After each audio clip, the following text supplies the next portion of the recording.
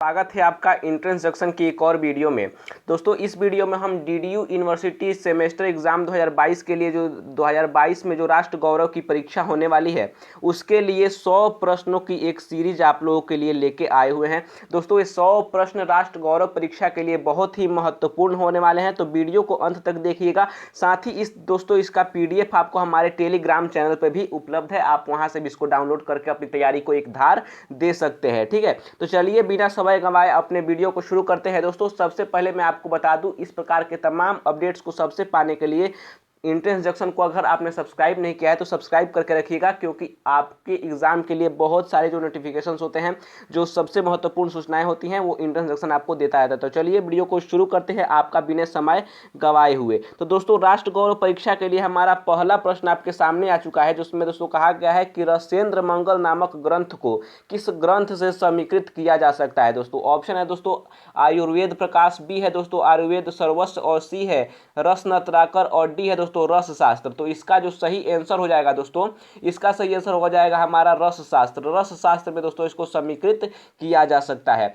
और ये प्रश्न दोस्तों आपके एग्जाम में पूछे जाएंगे, इसलिए वीडियो को अंत तक जरूर देखिएगा। ठीक है, आपका दूसरा प्रश्न जो है दोस्तों आपके स्क्रीन पे इस वक्त आ चुका है। दोस्तों आप देख सकते हैं, अधोलिखित में किसमें कहा गया है कि नदियां सबकी माता हैं, यानी कि नदियां सबकी माता हैं, किस वेद में कहा गया है। दोस्तों ऑप्शन है ऋग वेद में, बी है महाभारत में, सी है रामायण में, और डी है साम वेद में। तो इसका जो सही आंसर हो जाएगा दोस्तों, हो जाएगा हमारा ऑप्शन नंबर बी, यानी कि महाभारत में कहा गया है कि नदियां जो है वो सबकी माता है। ठीक है, अगला प्रश्न देखते हैं दोस्तों। अगला प्रश्न कह रहा है कि राष्ट्र शब्द का प्राचीनतम प्रयोग किस वाक्य में हुआ है। राष्ट्र शब्द का प्राचीनतम प्रयोग किस वाक्य में हुआ है। दोस्तों हमारा ऑप्शन है मां त्वदा राष्ट्र अधिभ्रष्ट, और बी है दोस्तों संविदा राष्ट्र राष्ट्रपति, सी है दोस्तों राष्ट्रस्य मह्यम व्यधता, और डी है इनमें से कोई नहीं। तो इसका जो सही आंसर हो जाएगा दोस्तों, हो जाएगा हमारा ऑप्शन नंबर ए, यानी कि मां त्वदा राष्ट्र अधिभ्रष्ट, ऐसा संस्कृत का वाक्य है उसमें दोस्तों कहा गया है। ठीक है, ऑप्शन नंबर ए हमारा सही हो जाएगा। चलिए आगे बढ़ते हैं। अगला प्रश्न दोस्तों कहा गया है कि कौटिल्य ने अर्थशास्त्र में चांदी के कितने प्रकार बताए हैं। जो कौटिल्य यानी कि जिनको दोस्तों चाणक्य भी कहा जाता है, उन्होंने अर्थशास्त्र में चांदी के कितने प्रकार बताए हैं। तो दोस्तों हमारे ऑप्शन है क है दोस्तों 4, ख है 8, और ग है 5, और घ है 9।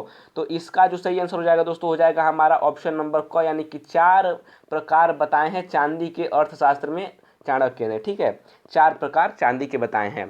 अगला प्रश्न देखते हैं दोस्तों। अगला प्रश्न आप देख सकते हैं, इसमें कहा गया है कि कौटिल्य के अनुसार कितने वर्ण का सोना पूर्ण शुद्ध होता है। ठीक है, कितने वर्ण का जो सोना है दोस्तों वो पूर्ण शुद्ध होता है, चाणक्य के द्वारा बताया गया है। तो इसमें ऑप्शन हो जाएगा दोस्तों हमारा 16, 23, 17 और 20। तो इसका जो सही आंसर होगा दोस्तों, हो जाएगा हमारा ऑप्शन नंबर क, यानी कि 16 कैरेट का जो सोना है वो पूर्ण शुद्ध माना गया है। किसके अनुसार, तो चाणक्य के अनुसार। लेकिन आप जानते होंगे दोस्तों 24 कैरेट का जो सोना होता है वो पूर्णतः शुद्ध होता है। ठीक है, अगला प्रश्न दोस्तों देख सकते हैं, इसमें कहा गया है कि चारों वेदों में संगीत से संबंधित वेद कौन सा है। और ये दोस्तों प्रश्न गोरखपुर विश्वविद्यालय के द्वारा 2018 में पूछा भी गया है।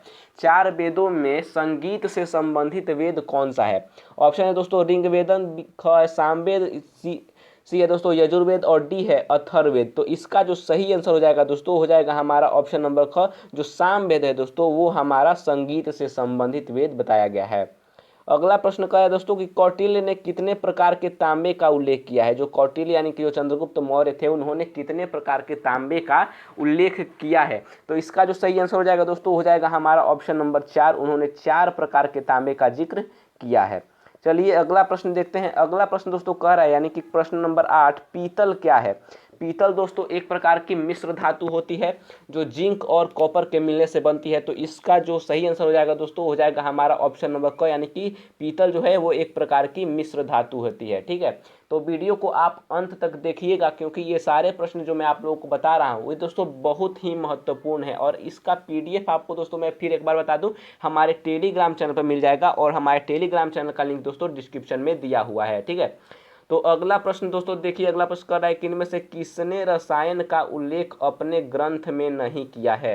इनमें से कौन ऐसे व्यक्ति हैं जिन्होंने अपने रसायन का उल्लेख अपने ग्रंथ में नहीं किया है? ऑप्शन है दोस्तों सुश्रुत, ख है दोस्तों बाणभट्ट और ग है मनु और घ है चरक। तो मनु जो हैं उन्होंने अपने ग्रंथ में रसायन का प्रयोग दोस्तों नहीं किया है, रसायन का उल्लेख नहीं किया है। ऑप्शन नंबर ग मनु सही हो जाएगा। अगला प्रश्न दोस्तों हमारा कह रहा है कि ऋग्वेद में अय शब्द का किस धातु के लिए प्रयोग किया गया है? दोस्तों अय शब्द का प्रयोग किस धातु के लिए किया गया है या आया है? ऑप्शन दोस्तों चांदी, बी है स्वर्ण, ग है पारद और सी है घ है लोहा। तो इसका जो सही आंसर हो जाएगा दोस्तों हो जाएगा ऑप्शन नंबर घ, यानी कि लोहा के लिए अय शब्द का प्रयोग किया गया है ऋग्वेद में। चलिए आगे बढ़ते हैं और अगला प्रश्न देखते हैं। अगला प्रश्न दोस्तों आप देख सकते हैं, इसमें कहा गया है कि इनमें से क्या सही है? ऑप्शन है दोस्तों रांगे का ज्ञान सिंधु सभ्यता के लोगों को था, बी है दोस्तों वैदिक काल के लोग रांगे से भिज्ञ थे यानी कि उनको इस बारे में पता नहीं था, ग है दोस्तों कि सिंधु सभ्यता और वैदिक काल में इसका स्वतंत्र प्रयोग होता था, और घ है उपयुक्त सभी। तो इसका जो सही आंसर हो जाएगा, ये सारी बातें दोस्तों जो हैं वो सही हैं, ऑप्शन नंबर डी हमारा सही हो जाएगा। चलिए अगला प्रश्न देखते हैं। अगला प्रश्न कह रहा है दोस्तों कि निम्न में से शाक्य चिकित्सा का मुख्य कौन सा है? शाक्य चिकित्सा जो होती है उसका मुख्य आधार कौन सा है? ऑप्शन है दोस्तों सुश्रुत संहिता, चरक संहिता, आयुर्वेद संहिता और कश्यप संहिता। तो इसका जो सही आंसर हो जाएगा दोस्तों हो जाएगा हमारा ऑप्शन नंबर क, यानी कि सुश्रुत संहिता जो है। सुश्रुत जैसा कि आप जानते हैं कि एक महान वैज्ञानिक हुआ करते थे भारत के, उन्हीं की चिकित्सा जो संहिता थी, जो उनको जो चिकित्सा पद्धति थी जिसको सुश्रुत संहिता कहते हैं, तो उसमें शाक्य चिकित्सा का मुख्य आधार उसको माना जाता है। चलिए आगे बढ़ते हैं। हमारा अगला प्रश्न दोस्तों कह रहा है कि भारतीय षड्दर्शन में नास्तिक शिरोमणि किसे कहा जाता है? नास्तिक शिरोमणि दोस्तों किसको कहा जाता है? ऑप्शन है दोस्तों मीमांसा को, दोस्तों उसके बाद ऑप्शन है न्याय को, सी है दोस्तों चार्वाक को और घ है योग दर्शन को। तो इसका सही आंसर हो जाएगा दोस्तों ऑप्शन नंबर सी चार्वाक को दोस्तों नास्तिक शिरोमणि दोस्तों कहा जाता है। अगला प्रश्न दोस्तों हमारा कह रहा है कि चरक संहिता के दूसरे भाग का नाम क्या है? चरक संहिता के दूसरे भाग का नाम क्या है? तो इसका जो सही आंसर दोस्तों आप जैसा कि देख पा रहे होंगे, ऑप्शन है दोस्तों निदान स्थान, ख है दोस्तों रसायन अध्याय, ग है दोस्तों सिद्ध स्थान और डी है इनमें से कोई नहीं। तो इसका जो सही आंसर हो जाएगा दोस्तों हो जाएगा ऑप्शन नंबर क, यानी कि निदान स्थान चरक संहिता के दूसरे भाग का नाम है। ठीक है, निदान स्थान जो है चरक संहिता के दूसरे भाग का नाम है। अगला प्रश्न दोस्तों पूछ रहा है कि ऋग्वेद के प्रामाणिक और प्रथम भाष्यकार कौन थे? प्रामाणिक और प्रथम भाष्यकार दोस्तों कौन थे? तो इसका जो सही आंसर हो जाएगा दोस्तों महर्षि सायण जो थे वो इसके प्रामाणिक और प्रथम भाष्यकार जो थे वो महर्षि सायण थे। ऑप्शन नंबर ख हमारा सही हो जाएगा। अगला प्रश्न दोस्तों कह रहा है कि अर्थशास्त्र कौटिल्य का मुख्य वर्ण विषय क्या है? कौटिल्य अर्थशास्त्र दोस्तों जो जानते हैं अर्थशास्त्र हमारे कौटिल्य यानी कि चाणक्य जी ने लिखा था, उसका मुख्य वर्ण विषय क्या है दोस्तों? तो ऑप्शन है दोस्तों वास्तुकला, राज्य व्यवस्था, विज्ञान और साहित्य। तो जो कौटिल्य के द्वारा दोस्तों मैं आपको बताऊं अर्थशास्त्र था, उसका जो मुख्य वर्ण था विषय था वो था दोस्तों राज्य व्यवस्था। राज्य व्यवस्था पर आधारित कौटिल्य ने अर्थशास्त्र की रचना की थी। ऑप्शन ख हमारा सही हो जाएगा। अगला प्रश्न दोस्तों कह रहा है कि एक इकाई दूसरी इकाई के साथ जो आदर्श संबंध है उन्हीं संबंधों के पुंज को ही समाज कहते हैं। यह विचार किसका है? ऑप्शन है दोस्तों मैक्स वेबर, रामधारी सिंह दिनकर, सी है जगदीश सहाय श्रीवास्तव और घ है यानी कि जो डी ऑप्शन है इनमें से कोई नहीं। तो इसका सही आंसर हो जाएगा दोस्तों ऑप्शन नंबर ग, जगदीश सहाय श्रीवास्तव का विचार है। अगला प्रश्न दोस्तों कह रहा है कि एक पर्ण जातक के अनुसार लिच्छवी गणराज्य की केंद्रीय समिति के कितने राजा थे? पर्ण जातक के अनुसार लिच्छवी गणराज्य जो था उसके केंद्रीय समिति के कितने राजा हुआ करते थे?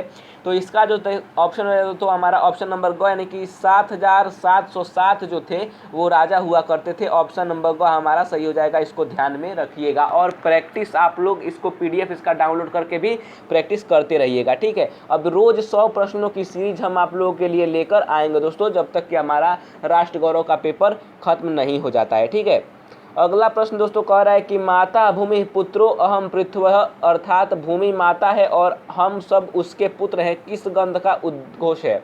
यानी कि किस ग्रंथ में कहा गया है कि भूमि जो है वो सबकी माता है और हम सब उसके पुत्र हैं? ऑप्शन है दोस्तों सामवेद, महाभारत, गीता और अथर्ववेद। तो अथर्ववेद में इस बात को दोस्तों कहा गया है कि पृथ्वी सबकी माता है और हम सब उसके पुत्र हैं। चलिए आगे बढ़ते हैं और अगला प्रश्न देख लेते हैं। तो दोस्तों जैसा कि आप अपने स्क्रीन पे देख पा रहे होंगे, हमारे सामने अगला प्रश्न आ चुका है और ये सारे प्रश्न दोस्तों डीडीयू की तरफ से पूछे भी गए हैं। ठीक है, जैसा कि आप अगला प्रश्न देख पा रहे होंगे, राष्ट्र शब्द का प्राचीनतम उल्लेख किस ग्रंथ में है? यानी कि किस ग्रंथ में राष्ट्र शब्द का प्राचीनतम उल्लेख किया गया है? दोस्तों 2018 और 19 में दोस्तों डीडीयू की तरफ से इस प्रश्न को पूछा गया था, आप अपने स्क्रीन पे देख पा रहे होंगे। ऑप्शन है दोस्तों ऋग्वेद, विष्णु पुराण, अथर्ववेद और सामवेद। तो इसका जो सही आंसर हो जाएगा दोस्तों हो जाएगा हमारा ऑप्शन नंबर क, यानी कि ऋग्वेद में राष्ट्र शब्द का प्राचीनतम उल्लेख हमको प्राप्त होता है। चलिए अगला प्रश्न देखते हैं। अगला प्रश्न आप देख सकते हैं, इसमें से निम्न में कौन सा राष्ट्र घटक नहीं है? ये प्रश्न भी दोस्तों 2018 और 19 में पूछा गया है और इस बार भी इसके पूछे जाने की संभावना है। तो चलिए ऑप्शन दोस्तों भूमि, जन और ग है दोस्तों संस्कृति और घ है संस्कार। तो इसका जो सही आंसर हो जाएगा राष्ट्र का घटक दोस्तों संस्कार नहीं है। ठीक है, चलिए आगे बढ़ते हैं और अगला प्रश्न देखते हैं। अगला प्रश्न कह रहा है दोस्तों राष्ट्र शब्द किसका बोध होता है? राष्ट्र शब्द से किसका बोध होता है? दोस्तों ऑप्शन है दोस्तों अंधकार, दीप्ति, दिन और देवता। तो इसका जो सही आंसर हो जाएगा दोस्तों हमारा राष्ट्र शब्द से दीप्ति का बोध होता है। ठीक है, दीप्ति का बोध होता है। ऑप्शन नंबर ख हमारा एकदम सही हो जाएगा। चलिए अगला प्रश्न देखते हैं। दोस्तों हमारा अगला प्रश्न कह रहा है कि वैदिक साहित्य में वर्णित राष्ट्र शब्द किस अर्थ में आया है? वैदिक साहित्य में जो वर्णित राष्ट्र शब्द है वो किस अर्थ में प्रयुक्त किया गया है? दोस्तों ऑप्शन है दोस्तों दीप्ति, चेतना, ज्ञान और उपयुक्त सभी। तो इसका जो सही आंसर हो जाएगा दोस्तों वो हो जाएगा हमारा दीप्ति। ऑप्शन नंबर क हमारा सही हो जाएगा। ठीक है दोस्तों, हमारा अगला प्रश्न कह रहा है कि डॉक्टर BS अग्रवाल के अनुसार इनमें कौन राष्ट्र का मुख्य घटक नहीं है? ठीक है, ऑप्शन है दोस्तों भूमि, जन, भाषण और घ है दोस्तों संस्कृति। तो इसका जो सही आंसर हो जाएगा दोस्तों हो जाएगा ऑप्शन ग, भाषण जो है वो हमारे राष्ट्र का मुख्य घटक नहीं है। चलिए अगला प्रश्न देखते हैं। दोस्तों हमारा अगला प्रश्न कह रहा है कि वैदिक साहित्य राष्ट्र के पर्याय में कौन सा शब्द आया है? ऑप्शन है दोस्तों वाक, ख है दोस्तों श्री, ग है दोस्तों विश्व। तो इसका जो सही आंसर हो जाएगा दोस्तों हो जाएगा उपयुक्त सभी। ऑप्शन नंबर डी हमारा इसका सही आंसर हो जाएगा। चलिए आगे बढ़ते हैं और अगला प्रश्न देखते हैं। दोस्तों अगला प्रश्न कह रहा है कि राष्ट्र गौरव का अभिप्राय किससे? यानी कि जो हमारा राष्ट्र गौरव शब्द है इसका अभिप्राय किससे है? ऑप्शन है दोस्तों अपने राष्ट्र की उपलब्धियों की जानकारी से, ख है दोस्तों समुद्रों, पर्वतों, नदियों की जानकारी से, ग है दोस्तों राज्यों के बारे में जानकारी से और घ है प्राकृतिक आपदाओं की जानकारी से। तो इसका सही आंसर हो जाएगा दोस्तों हम अपने राष्ट्र की उपलब्धियों की जानकारी से राष्ट्र गौरव शब्द का अभिप्राय है। ऑप्शन नंबर ए हमारा सही हो जाएगा। चलिए आगे बढ़ते हैं। अगला प्रश्न दोस्तों कह रहा है कि आधुनिक किस राष्ट्र को समीकृत कर सकते हैं? आधुनिक राष्ट्र से किस राष्ट्र को समीकृत कर सकते हैं? ऑप्शन है दोस्तों गणराज्य, ख है प्रदेश, ग है दोस्तों राज्य यानी कि देश और डी है इनमें से कोई नहीं। तो ऑप्शन ग हमारा सही हो जाएगा राज्य, यानी कि उस राज्य और देश को समाहित कर सकते हैं राष्ट्र में। ठीक है, अगला प्रश्न दोस्तों भारत राष्ट्र के कौन सा अमिधन नाम है? ठीक है, हिंदुस्तान, आर्यावर्त, जम्बूद्वीप और उपयुक्त सभी। तो दोस्तों चारों नाम जो हैं हिंदुस्तान, आर्यावर्त और जम्बूद्वीप ये हमारे भारत राष्ट्र के ही नाम हैं। तो ऑप्शन नंबर डी हमारा सही हो जाएगा उपयुक्त सभी। अगला प्रश्न दोस्तों कह रहा है कि राष्ट्र के लिए प्रार्थना राष्ट्रदा राष्ट्र में देही किस ग्रंथ में की गई है? ठीक है, ऑप्शन है दोस्तों उपनिषद, यजुर्वेद, अथर्ववेद और विष्णु पुराण। तो इस शब्द राष्ट्रता राष्ट्र में देही किस ग्रंथ से ली गई? तो ऑप्शन हो जाएगा दोस्तों यजुर्वेद से ली गई है। ऑप्शन नंबर ख हमारा सही हो जाएगा। अगला प्रश्न कह रहा है कि भारत भूमि को क्या माना गया है? तो दोस्तों भारत भूमि को दोस्तों माता माना गया है। ऑप्शन नंबर क हमारा सही हो जाएगा। चलिए अगला प्रश्न देखते हैं। तो दोस्तों जैसा कि आप अपनी स्क्रीन पे देख पा रहे होंगे, हमारा अगला प्रश्न यानी कि 31वां प्रश्न कह रहा है राष्ट्र गौरव का मूल अभिप्राय क्या है? राष्ट्र गौरव का मूल अभिप्राय क्या है? ऑप्शन है दोस्तों स्वप्रेरणा से प्राप्त उपलब्धियां, ख है बाह्य प्रेरणा से प्राप्त उपलब्धियां, सी है दोस्तों सैन्य गतिविधि और घ है क्षेत्रवाद। तो इसका जो सही आंसर हो जाएगा दोस्तों हो जाएगा हमारा ऑप्शन नंबर क, यानी कि स्व प्रेरणा से प्राप्त उपलब्धियों को राष्ट्र गौरव का मूल अभिप्राय कहा गया है। चलिए आगे बढ़ते हैं। अगला प्रश्न कह रहा है कि राष्ट्रीय गौरव की वृद्धि इनमें से किसके द्वारा नहीं होती है।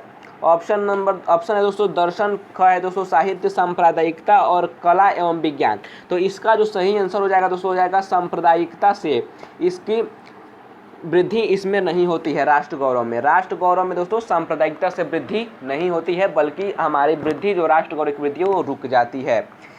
अगला प्रश्न दोस्तों कह रहा है कि राष्ट्रोत्पत्ति की दृष्टि से राष्ट्र का अर्थ होता है देश, दीप्ति, गौरव और इनमें से कोई नहीं। तो इसका जो सही आंसर हो जाएगा दोस्तों हो जाएगा ऑप्शन नंबर ख, यानी कि दीप्ति अर्थ होता है राष्ट्र की उत्पत्ति से। अगला प्रश्न दोस्तों हमारा कह रहा है कि राष्ट्र का आंग्ल भाषा में समानार्थक शब्द क्या है। प्रोविंस, ख है दोस्तों कैप्टन, ग है दोस्तों नेशन और ख है कंट्री। तो इसका जो सही आंसर हो जाएगा दोस्तों हो जाएगा हमारा ऑप्शन नंबर ग, यानी कि नेशन। चलिए आगे बढ़ते हैं। अगला प्रश्न कह रहा है कि राष्ट्र गौरव के तत्व क्या हैं। राष्ट्र गौरव के दोस्तों तत्व क्या हैं।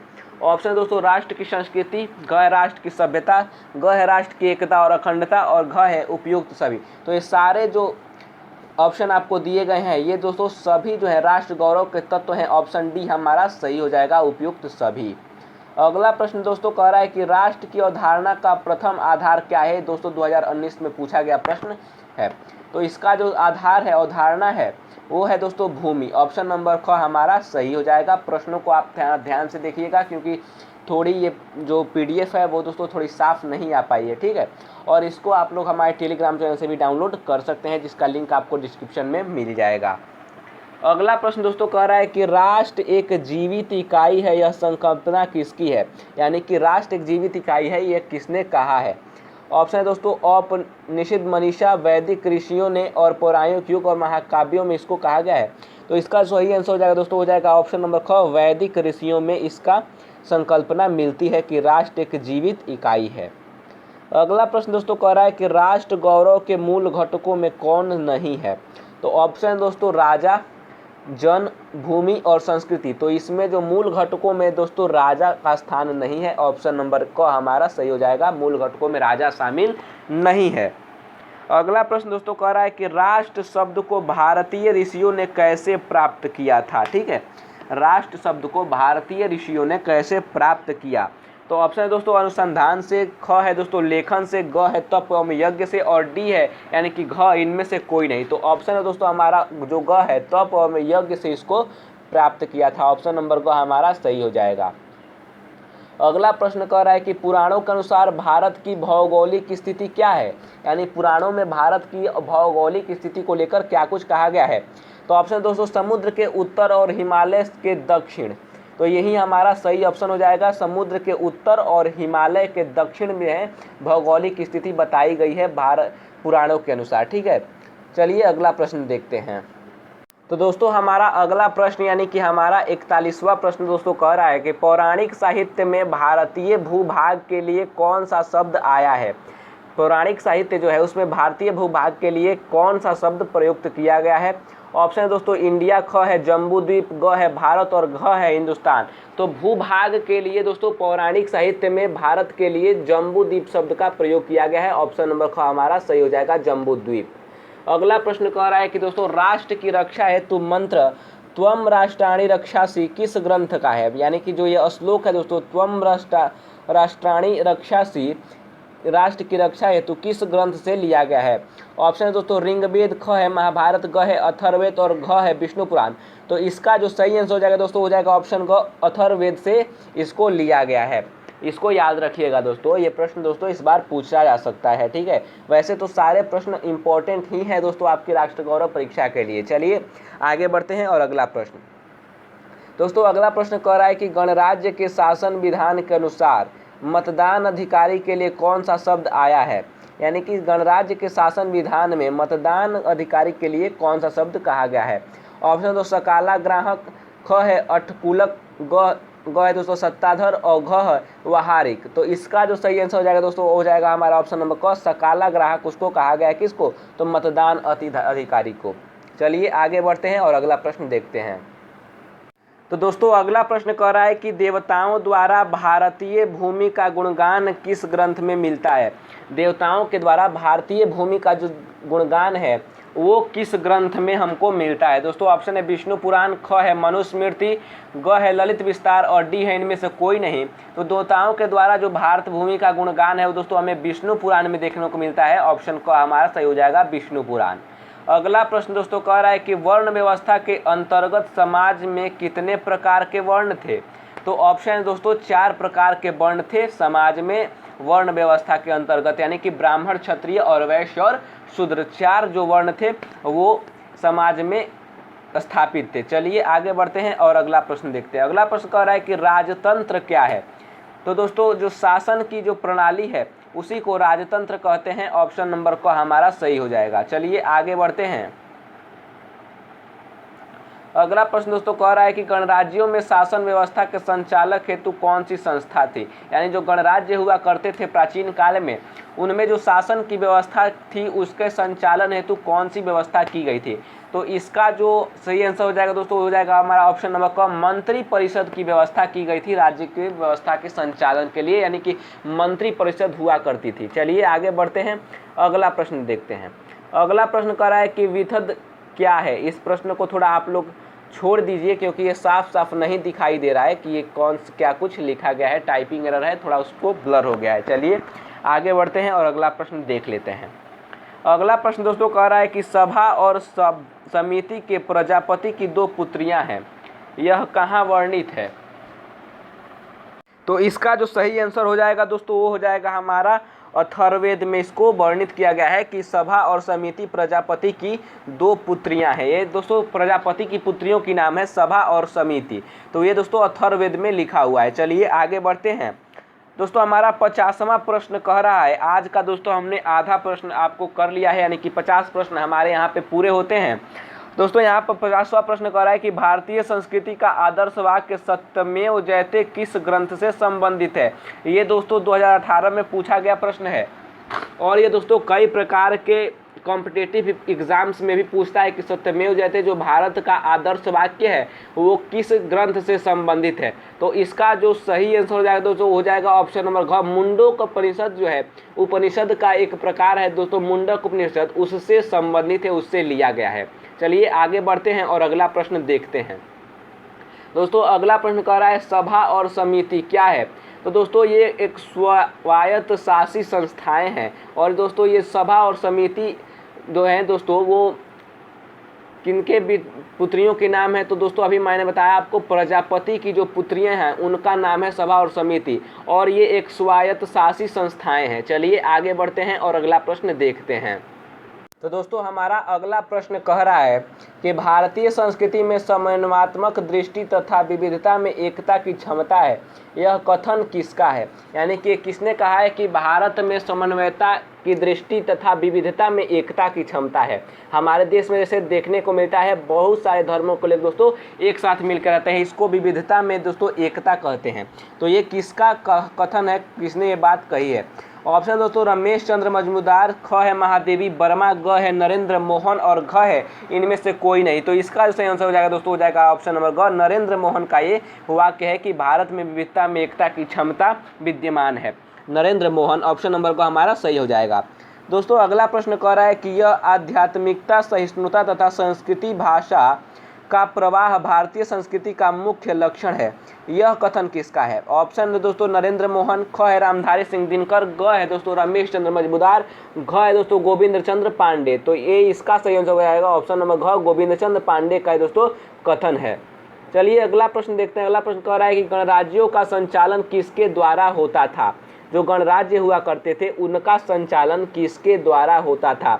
ऑप्शन है दोस्तों विदय द्वारा, ग है गण अथवा संघ द्वारा, घ है भंडारिक द्वारा और घ है आसन पर नायक द्वारा। तो इसका सही आंसर हो जाएगा दोस्तों ऑप्शन नंबर ख, गण अथवा संघ द्वारा इसका संचालन किया जाता था। चलिए अगला प्रश्न देखते हैं। तो दोस्तों अगला प्रश्न कह रहा है कि संस्कृति कठोर होकर सभ्यता बन जाती है तथा निश्चित आकार ग्रहण कर लेती है, यह कथन किसका है। तो हमारा सही आंसर हो जाएगा दोस्तों स्पेंसर जो हैं उनका कहना है कि संस्कृति जो है वो कठोर होकर सभ्यता बन जाती है। चलिए अगला प्रश्न देखते हैं। अगला प्रश्न कह रहा है कि सप्तांग सिद्धांत का प्रतिपादन किसने किया था। ये भी दोस्तों डीडीयू की तरफ से 2019 में पूछा गया प्रश्न है, ठीक है। तो इसका जो ऑप्शन है दोस्तों व्यास, कौटिल्य, कणाद और जैमिनी। तो इसका जो सही आंसर हो जाएगा दोस्तों हो जाएगा ऑप्शन नंबर ख, यानी कि कौटिल्य ने सप्तांग सिद्धांत का प्रतिपादन किया था। कौटिल्य यानी कि जो कि चाणक्य के नाम से जिनको भी हम जानते हैं। अगला प्रश्न कह रहा है कि गणराज्य के काल में मंत्रिपरिषद का प्रधान कौन होता था। यानी जब गणराज्य हुआ करते थे प्राचीन काल में, तो उनका मंत्रिपरिषद का प्रधान जो है वो कौन हुआ करता था। ऑप्शन है दोस्तों विनिश्चय महापात्र, और ख है गणाध्यक्ष, स है आसन पर नायक, और घ है इनमें से कोई नहीं। तो गणाध्यक्ष जो होता है वो दोस्तों गणराज्यों के काल में मंत्रिपरिषद का अध्यक्ष हुआ करता था। गणाध्यक्ष ऑप्शन नंबर ख हमारा सही हो जाएगा। अगला प्रश्न कह रहा है कि बुद्ध के समय कितने गणराज्यों का अस्तित्व था। यानी जब महात्मा बुद्ध का काल चल रहा था उस समय कितने गणराज्य जो थे वो अस्तित्व में थे। तो इसका सही आंसर हो जाएगा ऑप्शन नंबर क, यानी कि उस समय बुद्ध के समय दोस्तों 10 जो गणराज्य थे वो अस्तित्व में उस समय विद्यमान थे। अगला प्रश्न कह रहा है कि मंडल सिद्धांत किससे संबंधित है। यानी जो मंडल सिद्धांत है वो किससे संबंधित है। ऑप्शन है दोस्तों समाज से, ख है धर्म से, ग है परराष्ट्र नीति से, और घ है आर्थिक नीति से। तो ये जो मंडल सिद्धांत है दोस्तों वो परराष्ट्र की नीति से संबंधित है। ऑप्शन नंबर ग हमारा सही हो जाएगा। अगला प्रश्न दोस्तों हमारा कह रहा है कि गणराज्यों की केंद्रीय समिति जिसमें राजा की भक्ति निहित होती थी को क्या कहते थे। ऑप्शन दोस्तों समिति, ख है संसद, ग है मंत्रिमंडल, और घ है संस्थागार। तो इसका ऑप्शन नंबर घ सही हो जाएगा, संस्थागार। चलिए आगे बढ़ते हैं और अगला प्रश्न देखते हैं। दोस्तों हमारा अगला प्रश्न यानी कि 61वां प्रश्न कह रहा है कि भारतीय संस्कृति में सावयवों में व्याप्त एक अंतर्यामी अध्यात्म तत्व को जानने पर अधिक बल दिया गया है। यह कथन है BS अग्रवाल का दोस्तों। ऑप्शन नंबर क हमारा सही हो जाएगा। ये जो बात कही है BS अग्रवाल ने कही है। चलिए आगे बढ़ते हैं और आपको अगला प्रश्न बताते हैं। तो दोस्तों हमारे सामने हमारा आज का अगला प्रश्न आ गया है दोस्तों। इसमें कहा गया है कि प्राचीन भारतीय वाङ्मय में पुरी की संस्था कितनी बताई गई है। तो इसका सही आंसर हो जाएगा दोस्तों ऑप्शन नंबर घ, यानी कि 7 संस्थाएं बताई गई हैं। चलिए आगे बढ़ते हैं। अगला प्रश्न कह रहा है कि चरक संहिता के अनुसार जरा और व्याधि का नाश किससे होता है। तो ऑप्शन दोस्तों रसायन से। यानी कि जो चरक संहिता थी उसमें जरा और व्याधि के नाश के लिए रसायन को जिम्मेदार बताया गया है। ऑप्शन नंबर क रसायन हमारा सही हो जाएगा। चलिए आगे बढ़ते हैं। अगला प्रश्न कह रहा है दोस्तों कि अलबरूनी के विवरण के आधार पर रसायनज्ञ नागार्जुन का काल होना चाहिए। ऑप्शन दोस्तों 9वीं सदी, ख है 12वीं सदी, ग है 8वीं सदी, घ है 10वीं सदी। तो 10वीं सदी जो है हमारा ऑप्शन सही हो जाएगा। ऑप्शन नंबर घ 10वीं सदी इसके अनुसार सही होनी चाहिए। चलिए आगे बढ़ते हैं। अगला प्रश्न कर रहा है कि द्वैपायन संज्ञा किसके संदर्भ में प्रयुक्त है।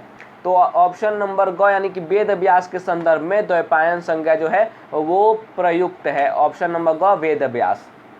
चलिए आगे बढ़ते हैं।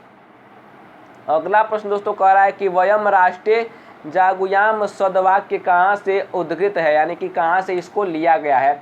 ऑप्शन है दोस्तों वाज सनेय संहिता, ख है भातपथ ब्राह्मण यानी दोस्तों शतपथ ब्राह्मण, और ग है ऋग्वेद, घ है कपिष्ठ संहिता। तो ऑप्शन क इस वाज सनेय संहिता जो है वो सही हो जाएगा। उसी से ये दोस्तों वाक्य लिया हुआ है।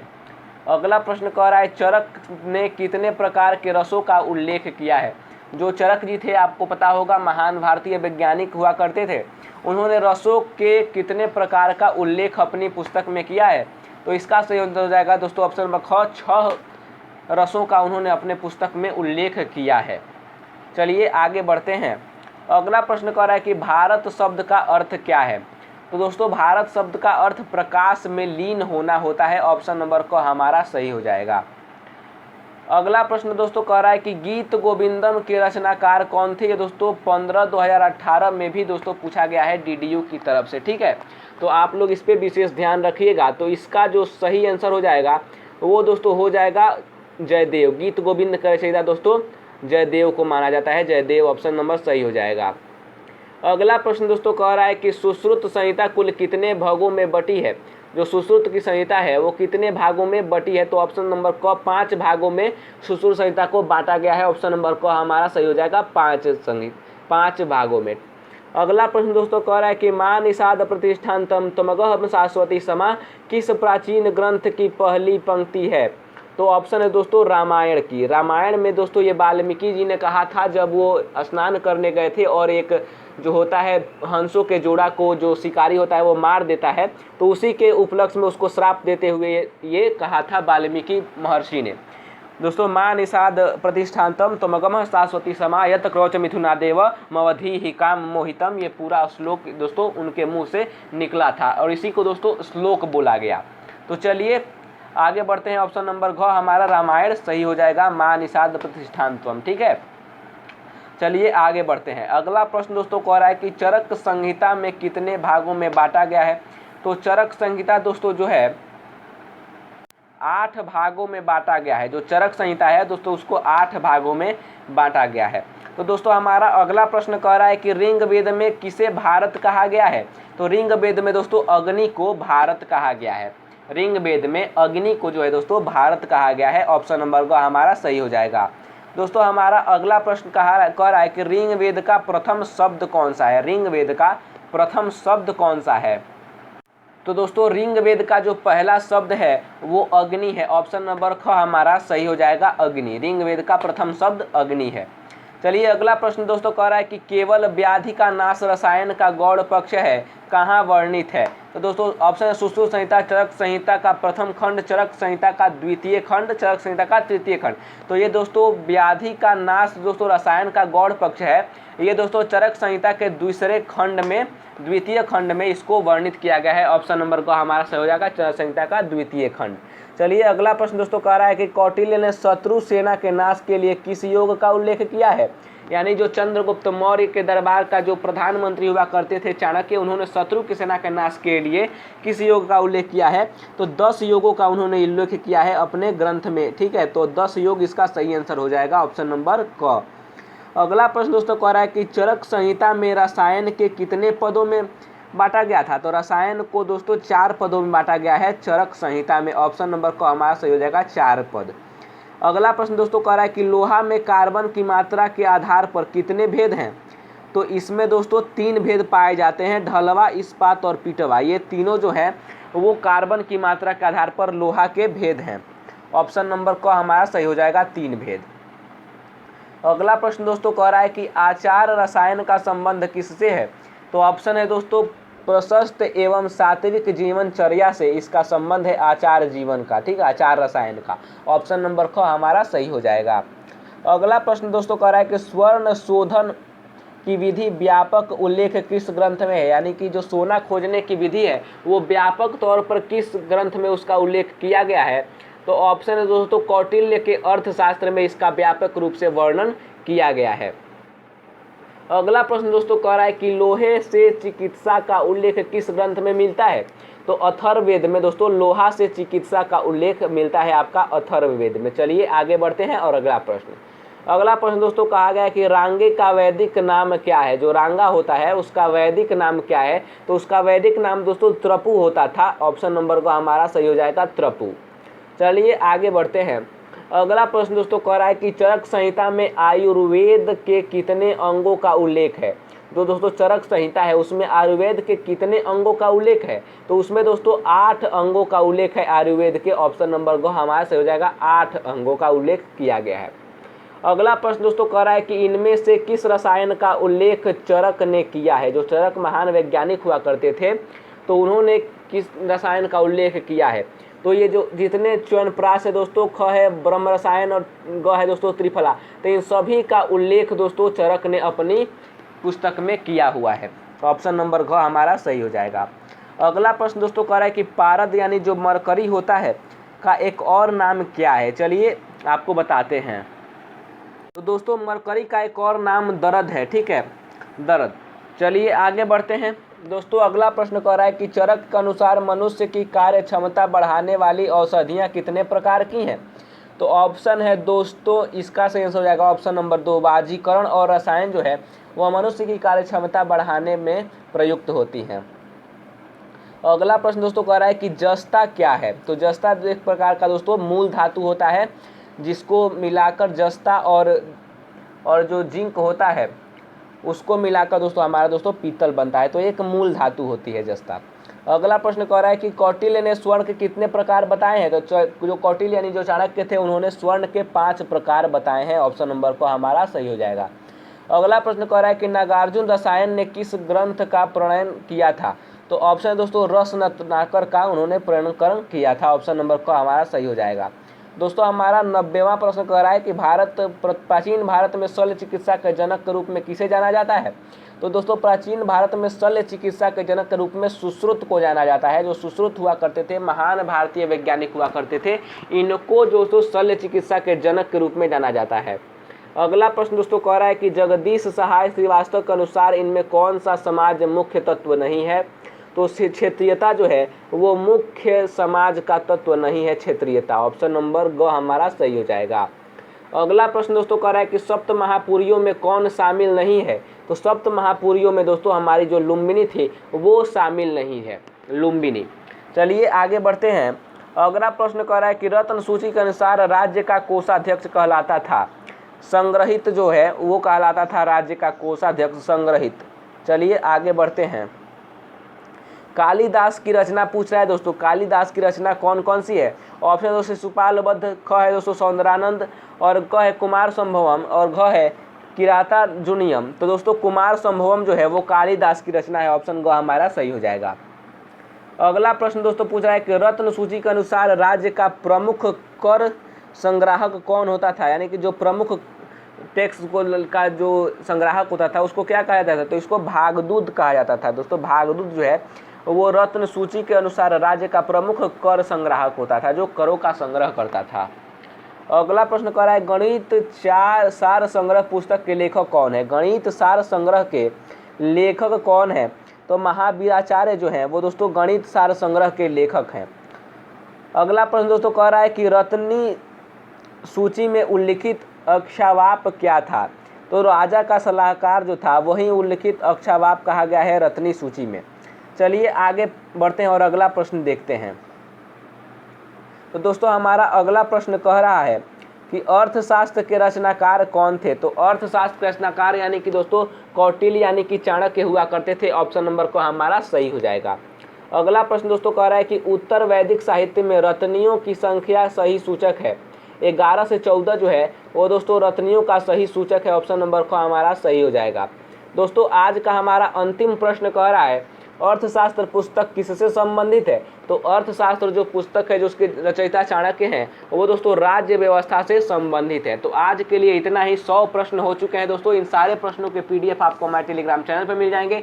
साथ ही अगर आपके कोई सवाल है तो आप हमें कमेंट बॉक्स में अपना कमेंट करके पूछ सकते हैं। तो मिलते हैं अगली वीडियो में। साथ ही चैनल को सब्सक्राइब नहीं किया है तो चैनल को सब्सक्राइब करके बेल आइकन को प्रेस कर लीजिएगा और इस वीडियो को अपने दोस्तों के पास भी शेयर कर दीजिएगा। सारे प्रश्न दोस्तों महत्वपूर्ण है, आपके राष्ट्र गौरव एग्जाम में दोस्तों जरूर से जरूर पूछे जाएंगे। अगली सीरीज के तहत अगला जो है वो दोस्तों कल या परसों अपलोड हो जाएगी इसकी अगली सीरीज पार्ट 2। तो मिलते हैं अगली वीडियो में।